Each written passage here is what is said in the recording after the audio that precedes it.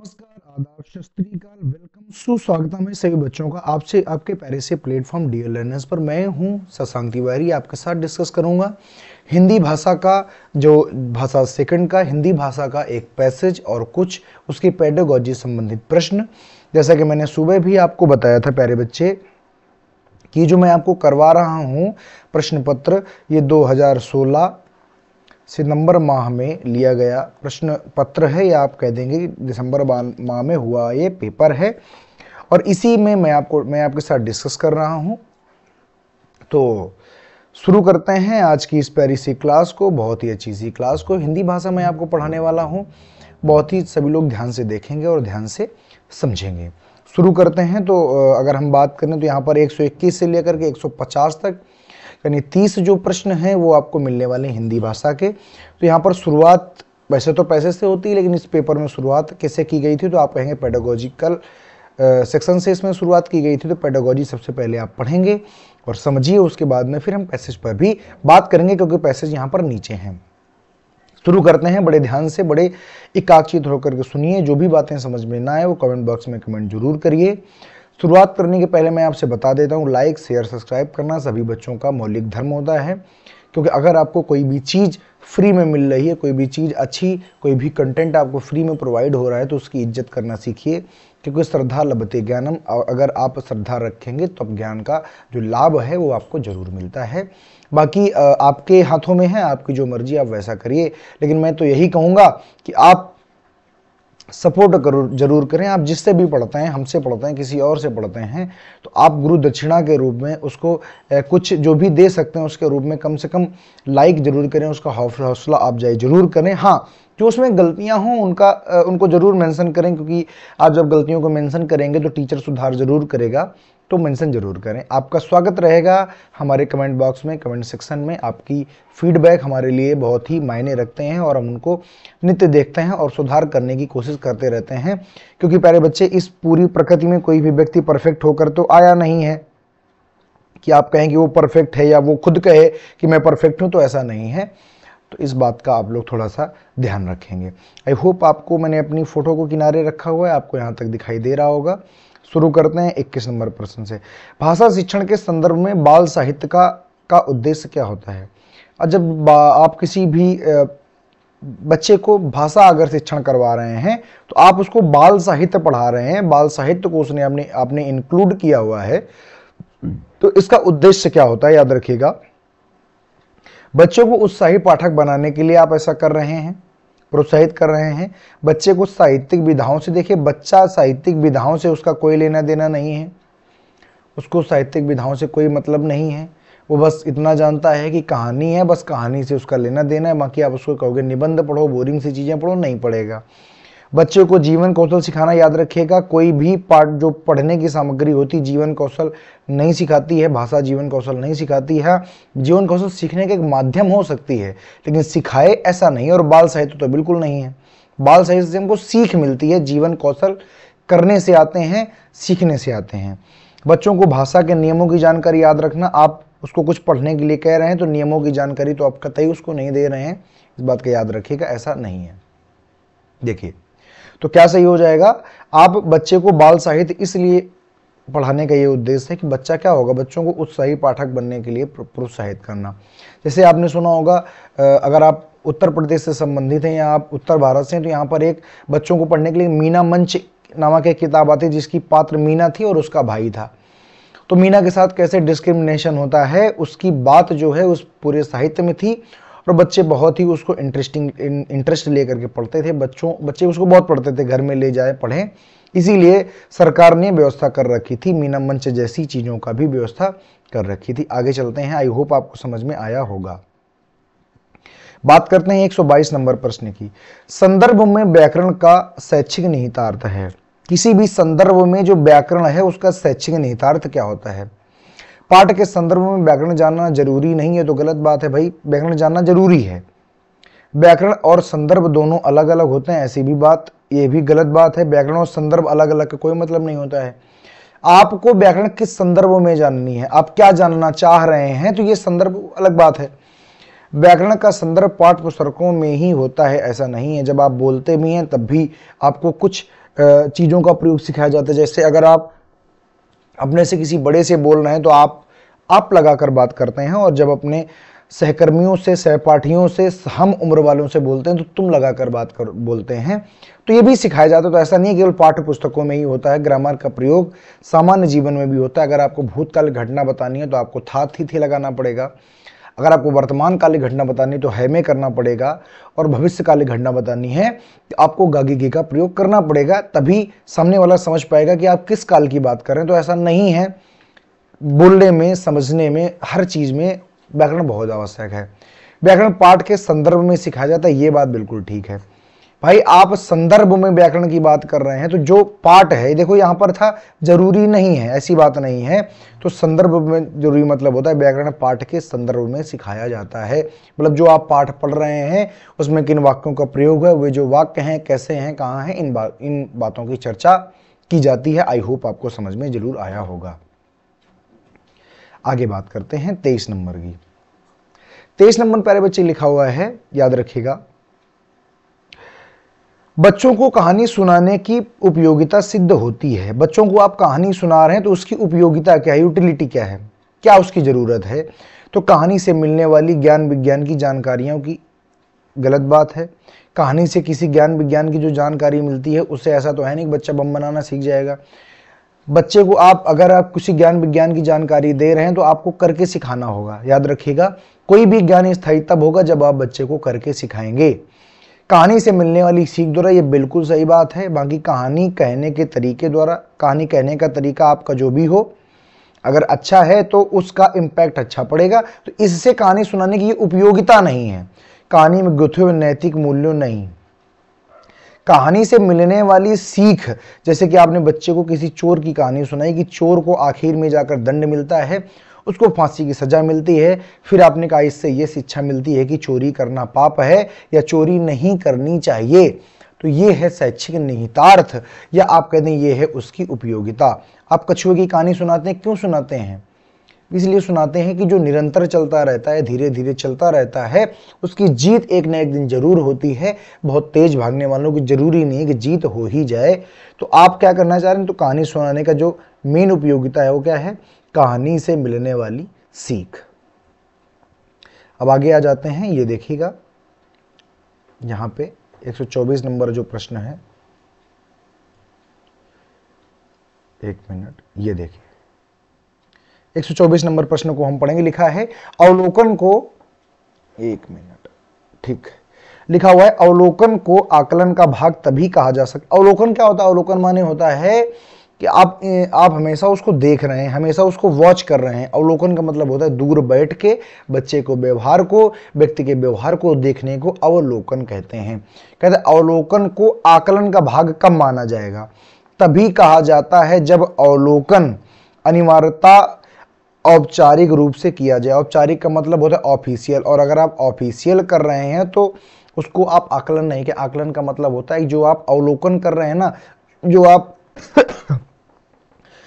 बच्चे को देख रहे हैं, तो आप जो देख रहे हैं वो अगर ऑफिशियली रूप से देखेंगे तो उसका कोई लेना देना नहीं। औपचारिकता आपके और पूरी करें नहीं, नियमित रूप से किया जा रहा हो।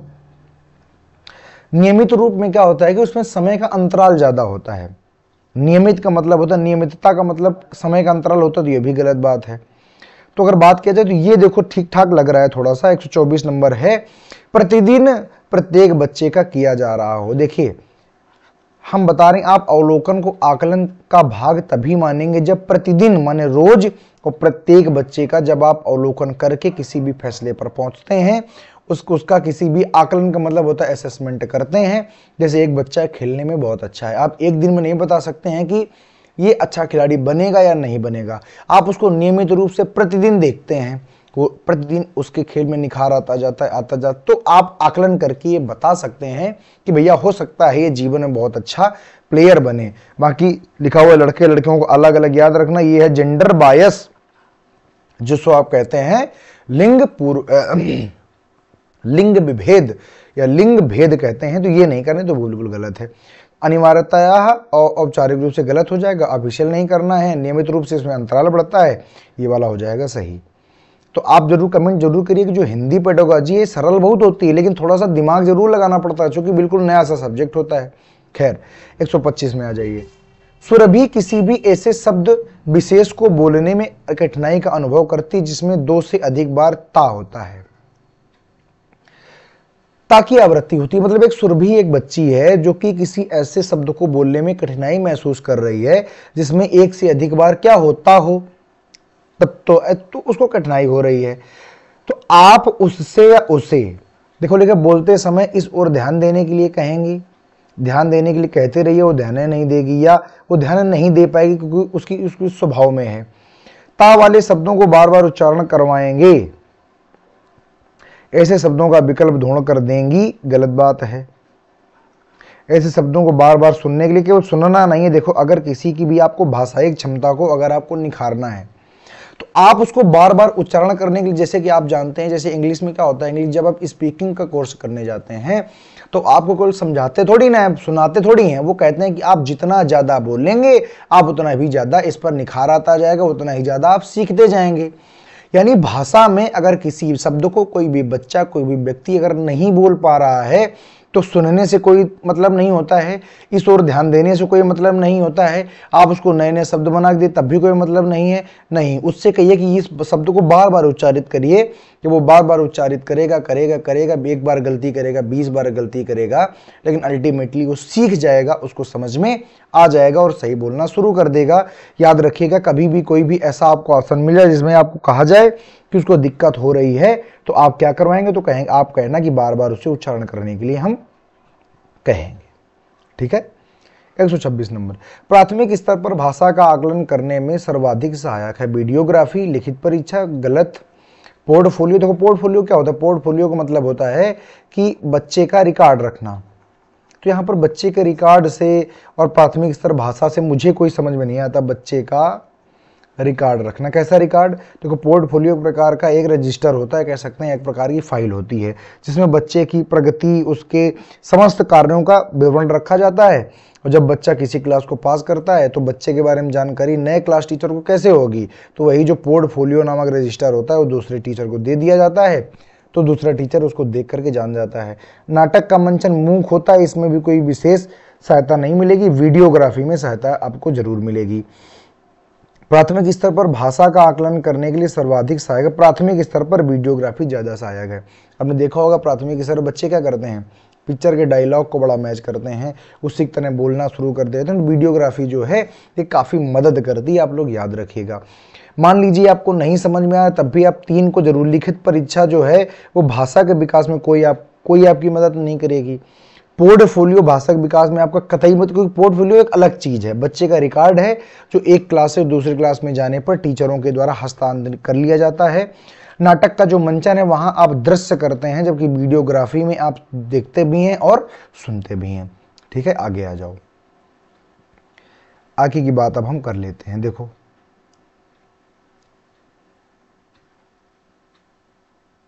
देखो 127 नंबर लिखा हुआ है, यदि तुम्हें डलिया भरकर आम दे दिए जाएं तो तुम क्या करोगे, इस प्रश्न का क्या उद्देश्य है। हमने आपसे पूछा, किसी बच्चे से पूछा, या आप खुद अपने मन में सोचेगा, मैंने कहा कि आपको अगर एक डलिया भर आम दे दिए जाएं तो इसका तुम क्या करोगे। इस प्रश्न का उद्देश्य बच्चों को गणित की ओर, गणित से क्या लेना देना, क्योंकि उसमें संख्याएं तो है ही नहीं, तुमको एक डलिया में 20 आम दिया गया, गलत बात है। बच्चों को नए शब्द, इसमें नए शब्द कहाँ आ रहे हैं, डलिया उसको पहले से पता है, काम उसको पहले से पता है, सामान्य सी बात बोल रहे हैं। बच्चों के अनुभव और चिंतन को स्थान देना, ये थोड़ी सी ठीक बात है। बच्चों को मौखिक परीक्षा लेना तो उसका कोई उद्देश्य ही नहीं है।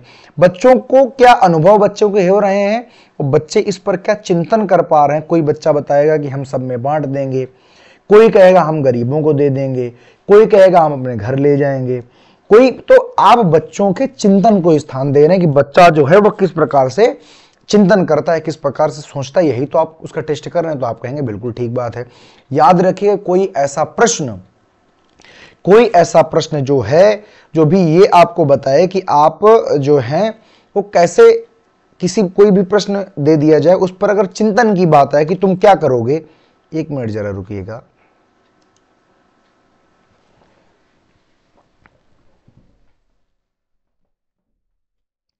मैं और थोड़ा सा किनारे हो जाता हूं ताकि आपको और बेहतर समझ में आने लगे। चल फिर से आ जाते हैं अपनी स्लाइड पर। ठीक है, देखिए समझ गए ना। तो भैया कोई ऐसा प्रश्न जिसमें बच्चे चिंतन करें, या आप कह दें कि बच्चे जिसमें विभिन्न प्रकार के आंसर देने में दे सकते हो, या आपको खुद लगे कि भाई कोई भी बच्चा है कोई भी किसी प्रकार का आंसर दे सकता हो, तो समझ जाना कि उसमें बच्चे के चिंतन को स्थान दिया जा रहा है। हिंदी पेडागोजी की मैं बात बता रहा हूं, और यही चीज इंग्लिश में लिखी होती है, लेकिन वो बात की बात है। आगे आ जाइए, आगे देखो लिखा हुआ है 128 नंबर पर, देखो लिखा हुआ है, पॉइंटर कहां गया भाई,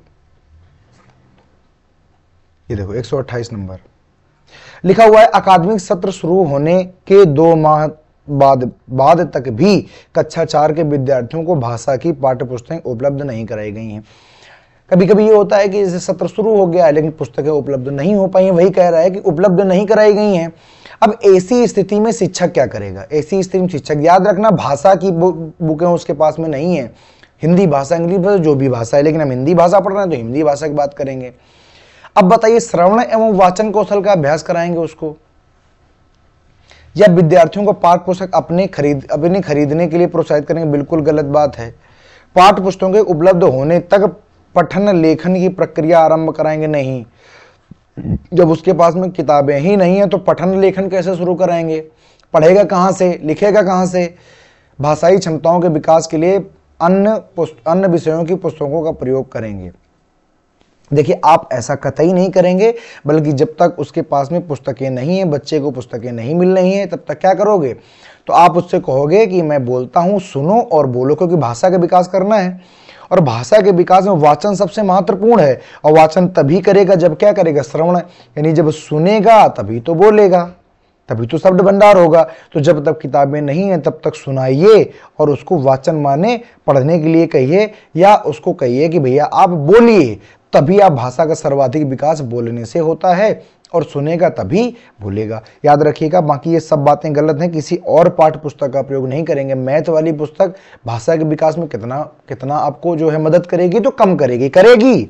मैं ऐसा नहीं कह रहा हूं कतई नहीं करेगी, करती हैं, लेकिन बहुत कम करती हैं। ठीक है, क्योंकि हमको भाषा का ही विकास करना है, तो यहां से गलत हो जाएगा। 129 नंबर में आ जाइए, लिखा हुआ है, भाषा शून्य में विकसित नहीं होती है, इसका शैक्षिक निहितार्थ है कि भाषा सीखने के लिए फिल इन द ब्लैंक्स अनिवार्य है। भाषा शून्य में मतलब ऐसा है कि भाषा आप ना बोलें। शून्य का मतलब होता है आप ऐसी जगह पर रहते हैं जहां क्या है, कोई नहीं रहता है, जहां निर्जन इलाका है, तो भाषा कैसे विकसित होगी? आप खुद ही बताइए। भाषा विकसित करने के लिए आपको किसी से बात तो करनी होगी, और बात करने के लिए आप कहाँ जाएंगे? विद्यालय, लिखाई पढ़ाई गलत, भाषा प्रयोगशाला गलत, परिवारवाद संवाद गलत नहीं, सामाजिक आंतरिक अंतःक्रिया, सामाजिक अंतःक्रिया करेंगे। सामाजिक का मतलब होता है अपने माँ, अपने पिताजी, अपने पड़ोसी, अपने विद्यालय, हर जगह आप क्या करेंगे? जब जाकर के इंटरेक्ट करेंगे। याद रखना 129 नंबर जो है, याद रखिएगा कि भाषा, लेओ वाइगोत्स्की क्या कहते थे? तो लेओ वाइगोत्स्की कहते थे, लेओ वाइगोत्स्की ने भाषा के लिए भी कहा है। लेओ जो वाइगोत्स्की थे, इनका विचार था कि जो भैया भाषा है ना, ये बच्चा कैसे सीखेगा? तो समाज के द्वारा अंतःक्रिया सीखेगा। और आप खुद जानते हैं, अपने घर में, आपके घर में जैसे शब्दावलियों का प्रयोग होता है, आप उनको तो आती हैं। जब आप विभिन्न व्यक्तियों से मिलते हैं तो आप नए नए शब्द सीखते हैं, आप नई नई भाषावलियाँ सीखते हैं, आप बहुत कुछ सीखते हैं। यही कहा गया है कि शून्य में विकसित नहीं होती, मानी ऐसी जगह पर जहाँ शून्य है, कोई नहीं है, वहां पर भाषा का विकास नहीं होता है। क्योंकि आप बोलेंगे कब? जैसे मैं अगर आपसे कनेक्टेड ना होता तो मैं आपसे बात ही ना करता, तो मेरी भाषा का कोई प्रयोग ही ना होता। ठीक है, तो भाषा का प्रयोग करने के लिए कम से कम सुनने वाले तो होने चाहिए, समाज तो होना चाहिए, भीड़ तो होनी चाहिए, वरना किससे बोलेंगे? और जब वो शून्य में है, वहां पर कोई है ही नहीं, उसको पता ही नहीं चलेगा कि बोलना क्या होता है, क्योंकि किससे बोलेगा। ठीक है, याद रखिएगा, अंतःक्रिया द्वारा होती है। आगे आ जाते हैं 130 नंबर पर।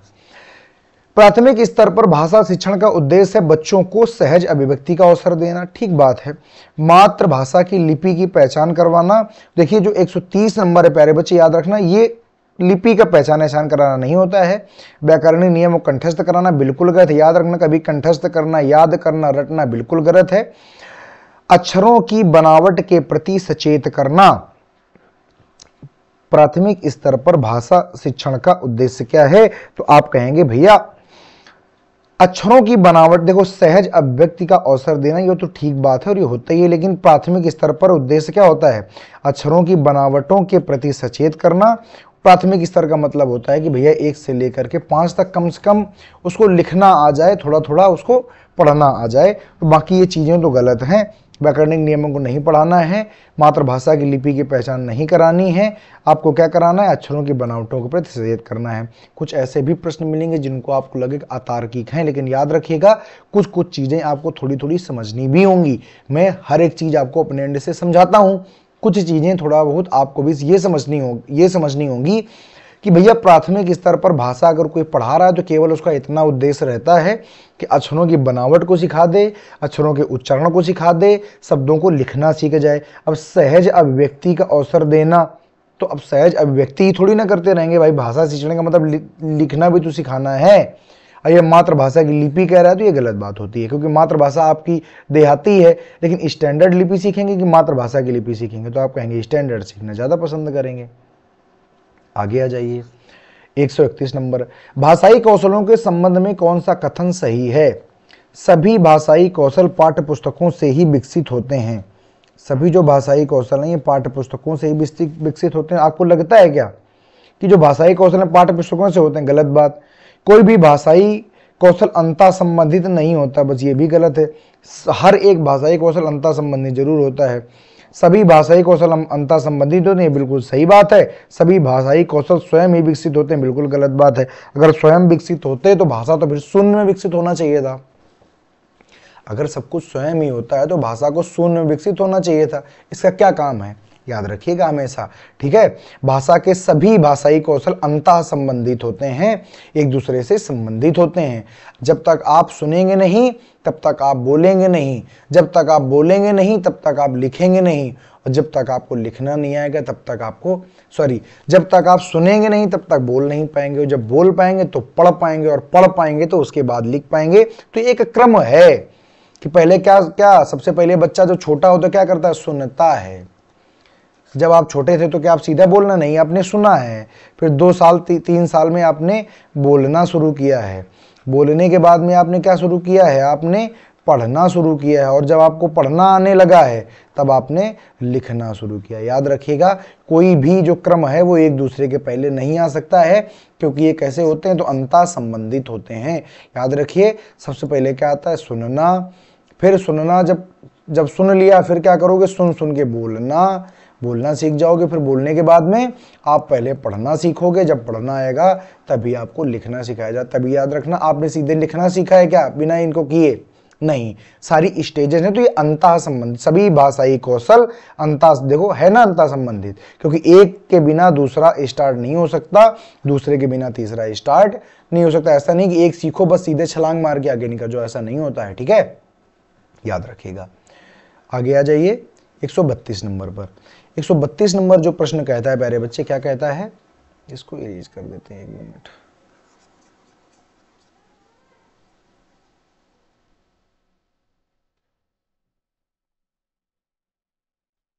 एक मिनट रुक जाइएगा, ठीक है। देखो और ये हाइलाइटर सेलेक्ट कर लिया गया है, खैर ठीक है।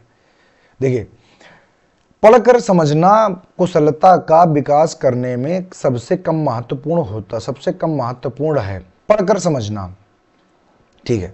कहानी को अपनी भाषा में कहलवाना, कहानी पर आधारित प्रश्न बनवाना, कहानी के अंत का बदलाव देना, या कहानी पर आधारित जो व्याकरण है उसको समझना। देखो, पढ़कर समझना, कहानी की भाषा कहलवाना, ये पढ़कर समझना नहीं होता है। कहानी पर आधारित प्रश्न बनवाना नहीं, पढ़कर समझना नहीं होता है। कहानी का अंत बदलवाना, देखो सॉरी थोड़ा सा गड़बड़ हो रहा है, एक मिनट, मैंने भी थोड़ा ध्यान नहीं दिया, जरा ध्यान से समझिएगा इसको। पढ़कर जो समझना है उसमें सबसे कम महत्वपूर्ण क्या है? देखो, जब आप पढ़कर समझेंगे तभी आप कहानी को अपनी भाषा में कह पाएंगे। जैसे कोई भी कहानी आप पढ़ रहे हैं, जब आप कहानी को सही से पढ़कर समझे होंगे, जैसे कि कोई भी मान लो कच्चिया खरगोश वाली कहानी है, हाँ आपसे कहें सुनाओ अपने शब्दों में, जब आपको कहानी आती होगी, आपने पढ़ करके समझा होगा तभी तो कहानी सुना पाओगे। तो ये तो ठीक बात है थोड़ी सी। कहानी पर आधारित प्रश्न बनाना, कहानी पर आधारित प्रश्न तभी बना पाओगे जब कहानी को पढ़कर समझा होगा। कहानी का अंत बदलवाना, कहानी का अंत तभी बदल पाओगे जब आपने पढ़ के समझा होगा। लिखा है पढ़कर समझना कुशलता का विकास करने में सबसे कम महत्वपूर्ण क्या है। तो याद रखना ये सबसे कम महत्वपूर्ण है कहानी पर आधारित व्याकरण समझना। पढ़कर समझना, ये तीनों चीजें आप पढ़कर समझने की बात कर पाएंगे, ये सबसे महत्वपूर्ण है लेकिन कम महत्वपूर्ण, याद रखिएगा। तो कैसा ही हो जाएगा, आप कहेंगे कहानी पर आधारित।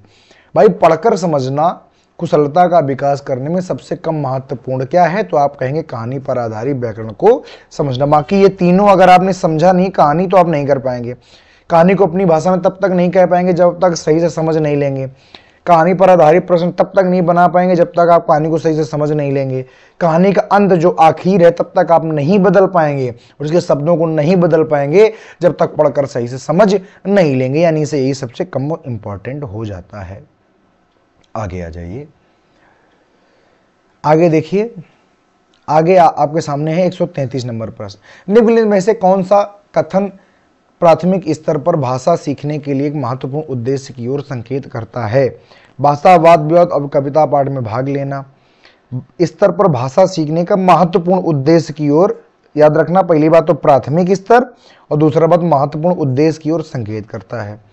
भाषा वाद विवाद और कविता पाठ में भाग लेना भाषा को अपने परिवेश और अनुभव को समझने का माध्यम बनाना। गणित गलत, गणित के पाठ्यक्रम के अनुरूप हिंदी में संख्याएं जानना। संज्ञा सर्वनाम, ये भी बात हो जाती है गलत। तो बताइए सही क्या होगा, तो आप कहेंगे सही ये दूसरा नंबर है। प्राथमिक स्तर पर भाषा जो है उसको सिखाने का सबसे बढ़िया उद्देश्य ये होता है कि बच्चा जहां रह रहा है, बच्चा जिस परिवेश पर रह रहा है उस परिवेश एवं अनुभव को समझने का, उस परिवेश को समझ पाए। क्योंकि अगर उसमें भाषा का विकास हो गया है भाषा सिखाने की, भाई आप बच्चों को भाषा क्यों सिखाना चाह रहे हैं, क्योंकि जो उसके माता पिता बोल रहे हैं, जो उसके आस पड़ोस वाले बोल रहे हैं, उन बातों को समझ पाए और अपने अनुभव को शेयर कर पाए, या अपने अनुभव को एक प्रकार से आप कह सकते हैं अपने एक एक्सपीरियंस को बिल्डअप कर पाए, बना पाए। तो ये सबसे बढ़िया है। बाकी भाषण वाद विवाद और कविता प्राइमरी लेवल बनना तो कोई भाषण देता है, ना ही बच्चे वाद विवाद करते हैं और ना ही बच्चे कविता पाठ करते हैं। कविता याद कर ली जौनी जौनी यस पापा, वो अलग की बात है। भाषण आसन ये सब चीज़ें नहीं देते हैं, भाषण नहीं देते हैं, वाद विवाद तो नहीं करते। प्राइमरी के बच्चे हैं, 1 से लेकर के 5 तक के बच्चे हैं, उनमें ये सब चीज़ें नहीं होती हैं। ये सब अपर क्लासेस की बातें हैं। ठीक है, आई होप आपको समझ में जरूर आया होगा। देखिए 134 नंबर प्रश्न लिखा हुआ है। क्या लिखा है, भाषा सीखने में शब्दकोश का बहुत महत्व है। निम्नलिखित में से शब्दकोश का सबसे कम महत्वपूर्ण उपयोग कौन सा है। देखो कम पूछ रहा है, सबसे कम उपयोग कौन सा है, ध्यान से देखो। किसी शब्द का समानार्थी शब्द जानना ये ठीक ठाक उपयोग होता है। किसी शब्द की वर्तनी उपयोग को जानना ये भी ठीक है। अक्षरों वर्णों का क्रम जानना, किसी शब्द का अर्थ जानना। देखो आप अगर शब्दकोश का बहुत महत्व जानते हैं, क्यों, क्योंकि समानार्थी आपको शब्द समझ में आएंगे कि अगर कोई शब्द 2-3 बार लिखें तो आप समझ जाएंगे कि ये समान अर्थ वाले हैं, तो आपको बड़ी मदद मिलेगी। वर्तनी आप तभी जान पाएंगे जब आपको शब्दकोश आता होगा, तो ये भी बड़ी इंपॉर्टेंट सी बात है। किसी शब्द का अर्थ आप तभी जान पाते हैं जब आपको शब्दकोश का नॉलेज होगा। लेकिन अक्षरों का क्रम जानने के लिए शब्दकोश का नॉलेज होना जरूरी है। उसके लिए तो आप अल्फाबेट पढ़िए, यानी वर्णमाला पढ़िए। अगर आपको अक्षरों का क्रम जानना है तो आपको शब्दकोश जानने की क्या जरूरत है, आप वर्णमाला जानिए ना। तो यही सही है, क्योंकि लिखा हुआ है सबसे कम महत्वपूर्ण उपयोग क्या है, तो यही सबसे कम महत्वपूर्ण उपयोग होता है। तो तीसरा नंबर हो जाएगा सही, क्योंकि अगर आपको अक्षरों का क्रम जानना है तो वर्णमाला जानिए, शब्दकोश जानने क्या हो सकता है। हाँ, अगर समानार्थी जानना चाहते हैं तो शब्दकोश जानिए, वर्तनी सही जानना चाहते हैं तो शब्दकोश जानिए, और शब्द का अर्थ जानना चाहें तब भी आपको शब्दकोश जानना पड़ेगा। आगे आ जाओ, लास्ट प्रश्न है पेडागोजी का। देखो 135, जब बच्चे भाषा से भिन्न कोई विषय पढ़ते हैं तो केवल अवधारणा ही बना पाते हैं, नहीं, केवल विषय ही पढ़ते हैं नहीं। केवल शब्द जहां लग जाए वो बिल्कुल गलत है, कभी उसको कभी भी सही मत करना। मैंने आपको टैग वर्ड बता रखा है केवल, केवल जहां उसको गलत कर दो। साथ साथ भाषा भी सीखते हैं, ये बात बिल्कुल सही है, और साथ साथ परीक्षा की तैयारी करते हैं, परीक्षा की तैयारी जहां हो तुरंत उसको गलत कर दो। भाई आप मान लीजिए कि आप भाषा से भिन्न कोई विषय पढ़ते हैं, जैसे आप मैथ पढ़ रहे हैं, तो मैथ को पढ़ते समय मैथ का जो प्रश्न लिखा होगा उसमें भाषा भी तो आप पढ़ रहे होंगे, आप बोल भी तो रहे होंगे, आप कहीं ना कहीं सर जी से इंटरेक्ट भी तो कर रहे होंगे, तो आप साथ का साथ भाषा सीखेंगे। बाकी ये सब गलत है, केवल शब्द तो नकारात्मक होता है, हमेशा उसको गलत ही करना है। तो यहां तक के प्रश्न हो जाते हैं प्यारे बच्चे खत्म।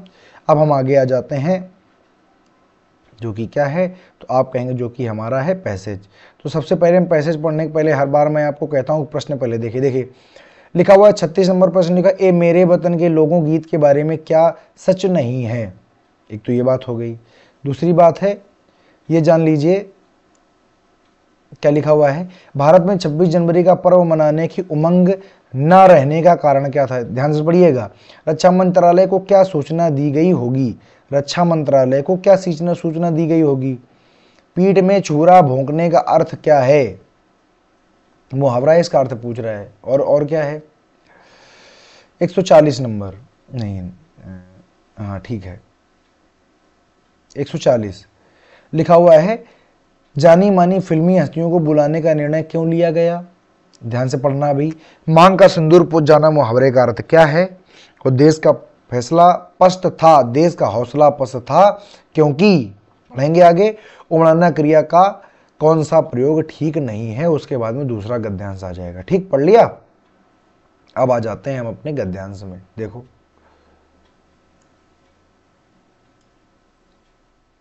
देखो लिखा हुआ है, यहां से हम पढ़ना शुरू करेंगे, सारे क्वेश्चंस के आंसर मिलते जाएंगे। देखो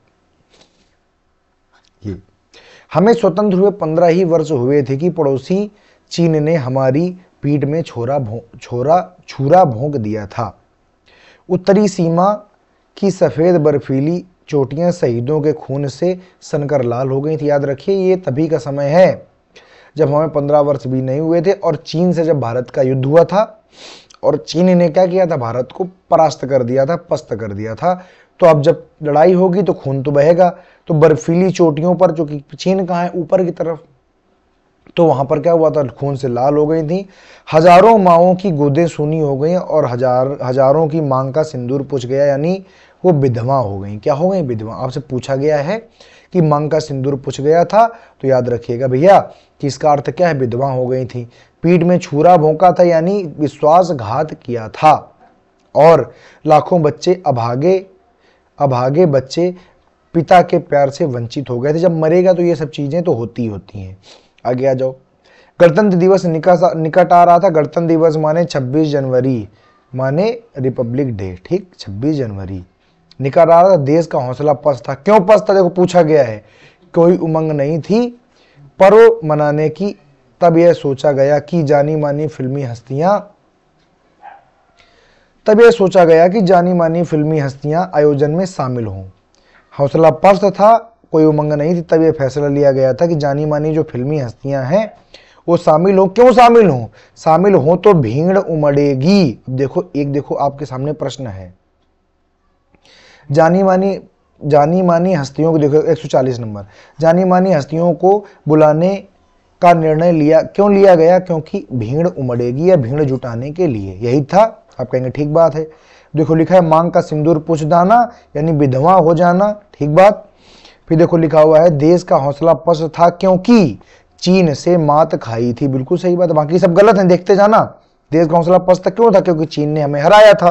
ठीक है, अच्छा। फिर देखो पीठ पर छुरा भोंपना, ये देखो लिखा हुआ है, मैं इधर कर देता हूं।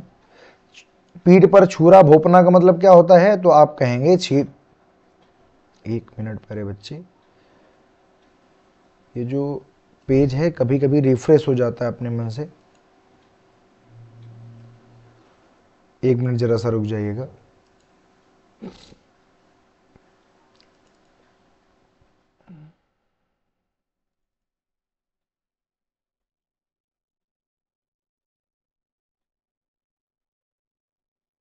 देखो वहीं से खुल गया फिर से पेज, आगे आइए। खैर, लिखा हुआ पीठ पे छुरा भोंपना, इसका मतलब क्या है, मैंने कहा कि छुरा भोंपना का मतलब होता है विश्वासघात करना। ये देखिए, देखो नीचे लिखा हुआ विश्वासघात करना। एक मिनट, ठीक, ये ले लेते हैं। इसका मतलब होता है विश्वासघात करना। आई होप आपको दिख जरूर रहा होगा, नहीं दिख रहा है थोड़ा सा मैं इधर कर देता हूं। ठीक, आपको दिख रहा होगा विश्वासघात करना, देखो लिखा हुआ है। छुरा भोंपना माने विश्वासघात करना, ठीक है। आगे आ जाओ। और तो भी पता चला नहीं है, अब आगे हम पढ़ेंगे आके। जितने हमको पता चल गए तो उतने का हमने उत्तर यहां पर दे दिया है, ठीक है। फिर देखो लिखा हुआ है हौसला पस्त था, कोई उमंग नहीं थी, यह सोचा गया था ताकि भीड़ उमड़ेगी। वहां कोई ऐसा गीत प्रस्तुत हो, मतलब जो गणतंत्र दिवस हो वहां ये सोचा गया था कोई ऐसा गीत प्रस्तुत हो जो लोगों के दिलों को छूकर उन्हें झकझोर दे। चुनौती फिल्म जगत तक पहुंची एक नौजवान गीतकार प्रदीप ने, ध्यान से सुनते जाना, गीतकार प्रदीप ने चुनौती को स्वीकारने का मन बनाया और गीत लिखना शुरू कर दिया। लेकिन सुर और स्वर के बिना गीत का क्या। भाई आपने लिख दिया गीत, अब उसमें सुर नहीं है स्वर नहीं है तो क्या है। प्रदीप संगीत निर्देशक सी रामचंद्र के पास गए और उन्हें गीत पसंद आया और रक्षा मंत्रालय को सूचना दे दी गई। क्या दे दी गई सूचना? कि फिल्मी हस्तियां कई सारी वहां पर जुड़ेंगी, ऐसी बात दे दी गई।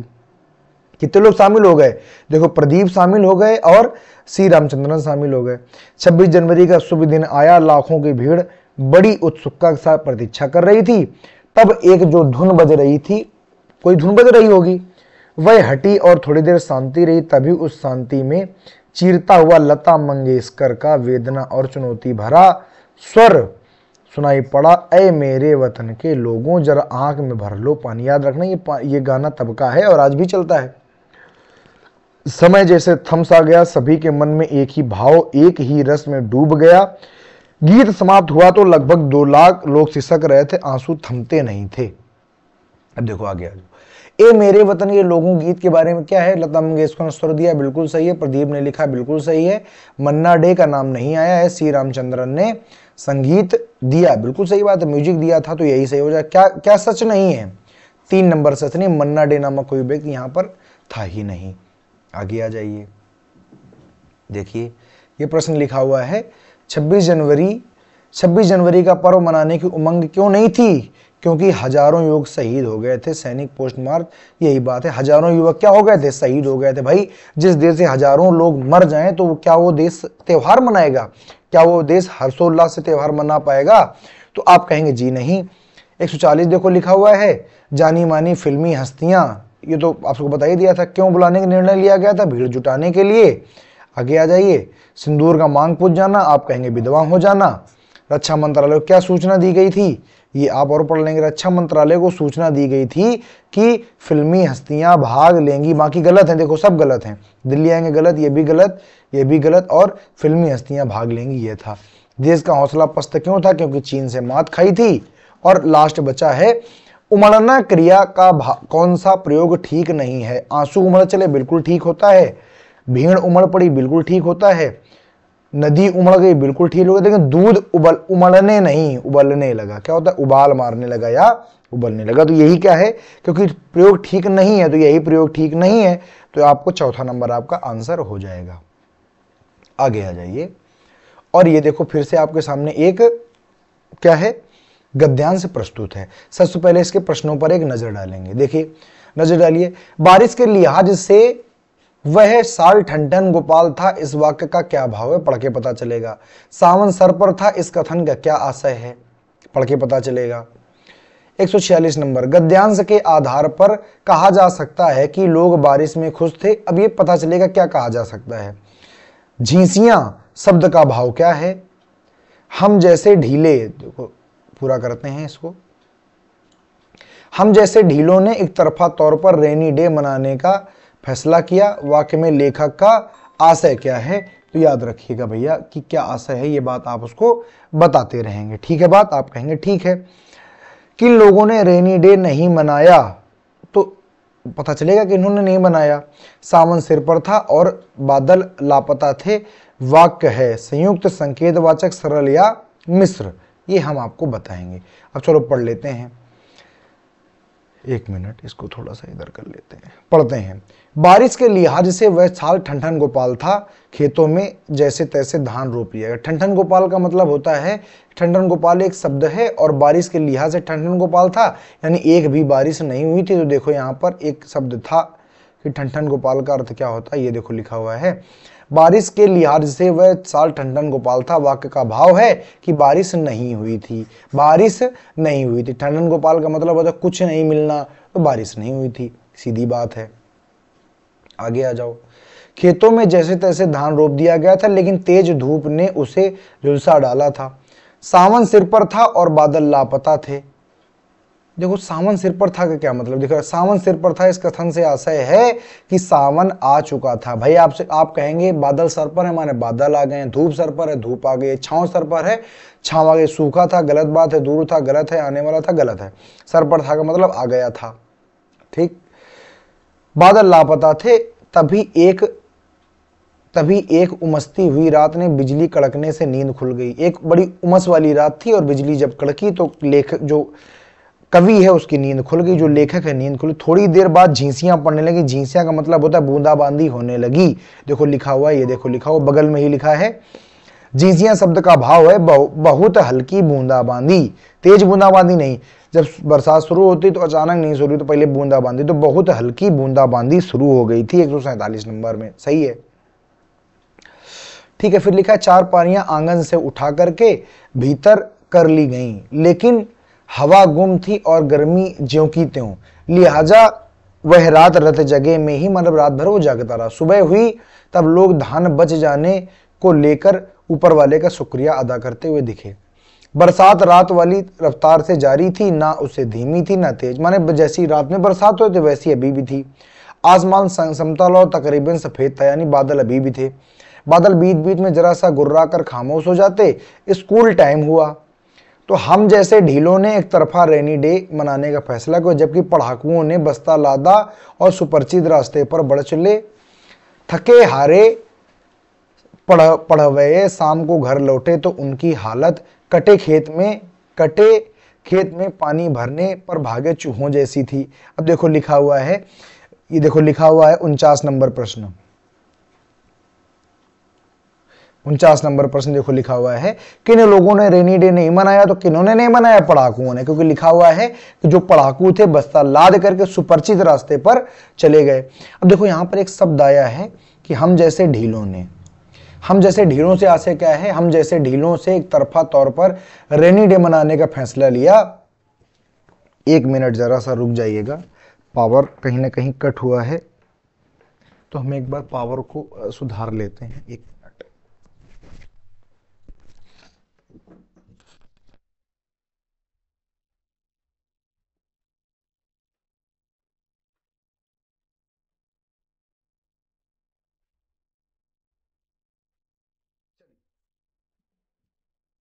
शुरू करते हैं आपकी क्लास को।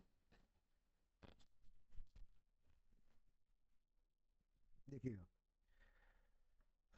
क्लास अंतिम क्षणों पर है। चलिए खैर, ये सब समस्याएं तो चलती रहती हैं, पावर कट होना, ये सब समस्याएं हमेशा चलती रहेंगी पढ़ाई में, क्योंकि पावर आवर तो कट होता रहता है, लाइट जाती रहती है, बिजली आती रहती जाती रहती है। ठीक है, आप पढ़िए। देखिए 148 नंबर प्रश्न कहता है, हम जैसे ढीलों ने एक तरफा तौर पर रेनी डे मनाने का फैसला किया। इस वाक्य में लेखक की विशेषता क्या है? दिमाग से कमजोर नहीं, बारिश का मजा लेने वाले नहीं, हर्षोल्लास त्योहार में नहीं, पढ़ाई में पिछड़े को कहा जाता है बहुत ढीला आदमी, हम जैसे ढीलों ने। ठीक है, तो फिर है कटे हुए चूहों जैसी थी बारिश, बुरी तरह ऊब कर हम सोए इस उम्मीद से कि कल नीला आसमान देखने के लिए मिलेगा। अब पढ़ लेते हैं। गद्यांश के आधार पर कहा जा सकता है कि अगले दिन लोग बारिश से खुश ना थे, बारिश के ना होने से परेशान थे। दोनों बिल्कुल गलत हैं, क्योंकि बारिश हो रही थी। लोग तेज बारिश होने से खुश थे। फिर लिखा तेज बारिश में रेनी डे मनाया गया। तो अब बताइए आपका कौन सा सही होगा? तो आप कहेंगे कि तेज बारिश में रेनी डे मनाया गया। गद्यांश के कहा जा सकता है होने से ना खुश थे। देखो खुश थे ना तो गलत है, ये भी क्या है ना गलत है, ये भी गलत है। देखो ये वाला सही करिए आप, एक मिनट रुक जाइएगा, क्योंकि रेनी डे सबने नहीं मनाया था, केवल लेखक ने मनाया था। याद रखिएगा लेखक वाला गलत है, केवल लेखक ने ही रेनी डे मनाया है, सबने रेनी डे नहीं मनाया था। ठीक है, देखिए तो ये सबने रेनी डे में केवल लेखक ने मनाया था। तो बारिश होने से सभी खुश थे, क्योंकि लिखा हुआ है सुबह सभी लोग ईश्वर का, देखो लिखा शुक्रगुजार करते हुए नजर आए, क्योंकि धान बच गए थे। कौन सा प्रश्न बच रहा है उसको भी पूरा कर लेते हैं। सावन सिर पर था, बादल लापता थे, वाक्य कैसा है? संयुक्त है, क्योंकि जो और शब्द है ना, और तथा, और एवं जो तथा होते हैं, ये दोनों संयुक्त वाक्य के को जोड़ने वाले योजक होते हैं। 150 प्रश्न इस हिसाब से होते हैं खत्म। आई होप आपको वीडियो अच्छा लगा हो प्यारे बच्चे। अगर अच्छा लगा है तो लाइक शेयर सब्सक्राइब करें, हमें सपोर्ट करें। हमारे मीडिया हैंडल्स पर हमको फॉलो कर सकते हैं, डीएल लर्नर्स को फॉलो करें और लाइक शेयर सब्सक्राइब जरूर करें, क्योंकि आप अपनी तरफ से छोर से कुछ ना कुछ जरूर करें। बाकी के लिए मैं आपसे आज से विदा चाहूँगा। अगली क्लास में आपसे मिलता हूँ CDP क्लास में। तब तक के लिए धन्यवाद, नमस्कार।